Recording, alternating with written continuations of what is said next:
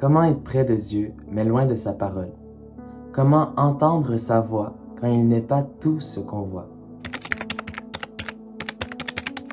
Bonjour la famille Elim, je m'appelle Jérémy, je suis l'auteur de cette plateforme chrétienne. J'espère que vous allez bien, que votre foi se porte de mieux en mieux chaque jour. J'ai été béni par un temps de vacances, d'où mon inactivité et mon absence ici. Dieu m'a beaucoup parlé, enseigné dans le secret. Il a beaucoup redressé de choses dans mon cœur. Il m'a fait remporter d'autres combats et a rafraîchi ma vision pour mon avenir. Aujourd'hui, je n'ai qu'un simple message pour vous exhorter, pour vous encourager spirituellement à propos de l'isolement. Sans glorifier la solitude, l'isolement est parfois et même souvent nécessaire pour un chrétien afin de se retrouver. Se retrouver dans sa foi, se retrouver pour se recharger spirituellement, pour se confier librement et ouvertement à celui qui ne porte aucun jugement superficiel. S'isoler pour se retrouver, s'isoler pour gagner et remporter plusieurs victoires. La Bible nous enseigne qu'il n'est pas bon pour l'homme d'être seul, qu'il vaut mieux être deux que seul pour accomplir de plus grandes choses, que l'unité dans le corps du Christ est plus forte que tout. Ceci dit, de nombreuses fois, Dieu s'est révélé intimement et seul à seul face à ses enfants pour leur confier de grandes missions. Il y a Moïse qui, par exemple, par le feu ardent qui représentait la présence de Dieu, a reçu l'ordre de délivrer le peuple d'Israël de la main des Égyptiens. Il y a également Marie, par l'ange Gabriel, qui a reçu comme mission de Dieu d'émettre au monde son Fils Jésus-Christ. Il existe encore de nombreux exemples où Dieu se révélait et annonçait de grandes nouvelles dans le secret, mais le point où je veux me concentrer avec vous aujourd'hui, c'est l'importance de l'intimité dans sa présence. L'emphase de mon message est de montrer comment Dieu se révèle dans l'intimité. Dans le parcours humain de Jésus, il est mentionné à plusieurs reprises qu'il allait prier seul, qu'il était seul, qu'il avait des temps de séparation où il se trouvait sans ses disciples, et pourtant, il vivait avec eux. Pourquoi était-ce important pour Jésus d'aller se réfugier, de se retirer de ses disciples, alors qu'il les appréciait plus que tout, qu'il trouvait une famille en eux?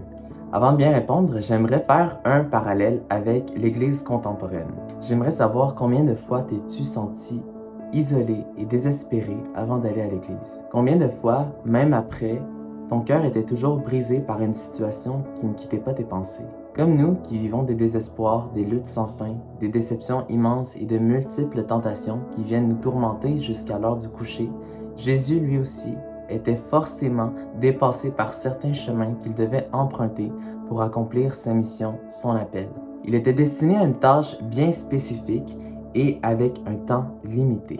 Ce temps dont il en ressentait chaque seconde physiquement et spirituellement perdait sa mesure et son effet perturbateur lorsqu'il se cachait chez Abba. Il y a quelques passages que j'aimerais étudier avec vous pour bien comprendre pourquoi c'était important pour Jésus de s'isoler. Matthieu 14, 13. À cette nouvelle, la mort de Jean-Baptiste, Jésus partit de là dans une barque pour se retirer à l'écart dans un lieu désert. Matthieu 14, 23. Quand il eut renvoyé la foule, il monta sur la montagne pour prier à l'écart et, comme le soir était venu, il était là, seul. Jésus a renvoyé ses disciples pour se retrouver seul. Après la multiplication des pains pour les 5000 hommes, il prit le temps de renvoyer la foule, puis s'est isolé sur une montagne. Jusqu'à la fin de la nuit, il était seul. Quand il devait rejoindre les disciples qui étaient déjà partis sur le lac avec la barque, il s'est retrouvé à marcher sur les eaux pour les retrouver. Je crois que les disciples n'étaient pas seulement surpris par ce miracle, mais ils devaient, à ce moment de la nuit, sûrement avoir déjà oublié Jésus. Ils se sont peut-être dit que Jésus allait les rejoindre le lendemain par le même moyen de transport, une barque.